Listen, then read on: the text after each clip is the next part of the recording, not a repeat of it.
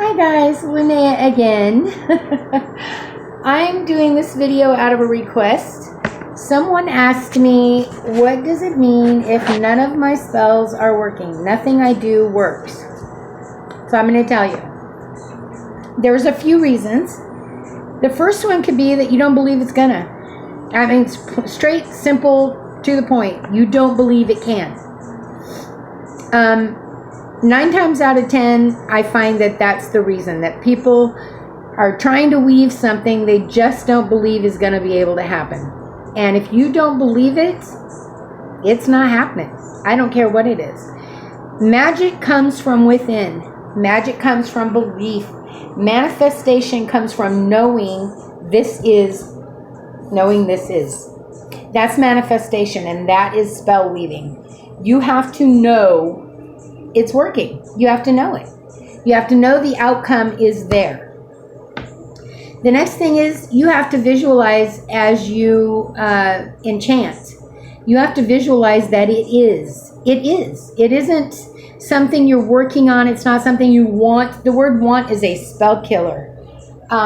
If you write a petition out that says, I want money by this date, you've killed that. You've killed that spell. That petition is not going to work for you because you're saying it as though it isn't happening.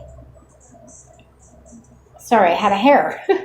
The secret to spell work is it has happened. It is manifested.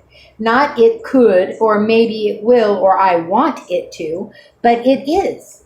So when you write that petition for money, you write that petition as my wallet is always full.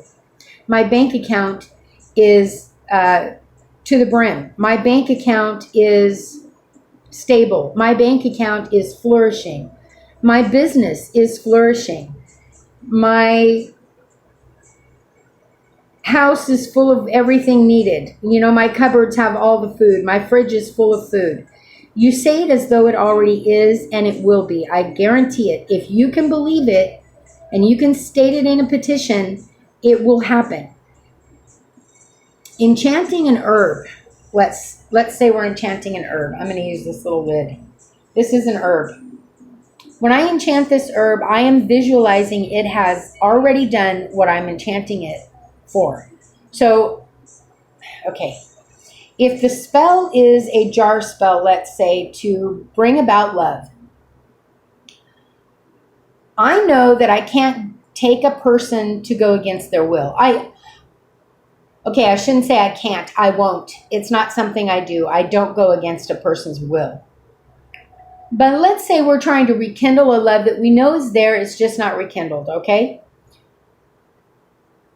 John Doe loves Jane Doe with all his heart and has realized this and reunited. There you go. That's how I'm enchanting this herb. John Doe loves Jane Doe, has realized it, and has reunited with her. Gosh, powerful. I can feel that because I am saying it as though it is, not as though I want, I need, I desire, but it is. And that's how you have to do your spells. You have to do your spells as though they are. And that will help your spell work immensely. Enchanting that way will help your spell work immensely. As you're enchanting, see it.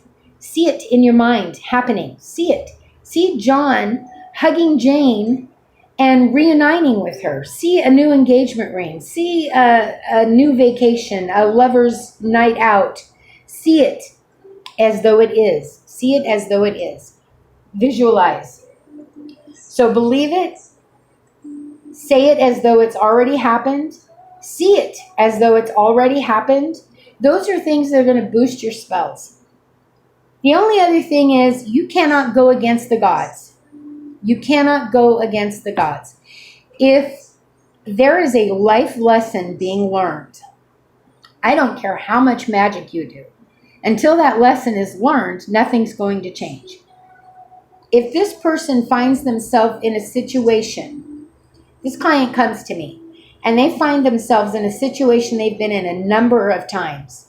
The odds are I am not going to be able to fix this for them.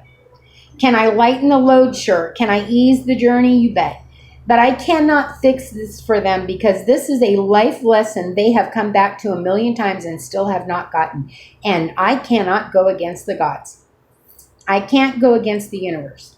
It is going to happen. They are going to have to learn that lesson. So I'm blunt about that. I tell them this could be a life lesson and that's something that I can't tackle. I can't change it for you. You have to learn the lessons you have to learn. And this is obviously one that you just keep coming back to, and I'm not going to be able to change it. Now, I can ease it for you.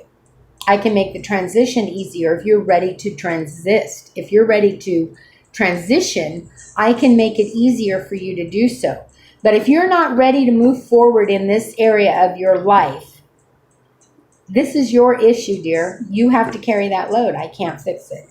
And you've got to be honest with yourself. Is this a life lesson I'm going through? Because if it is, the odds are my magic is not going to work.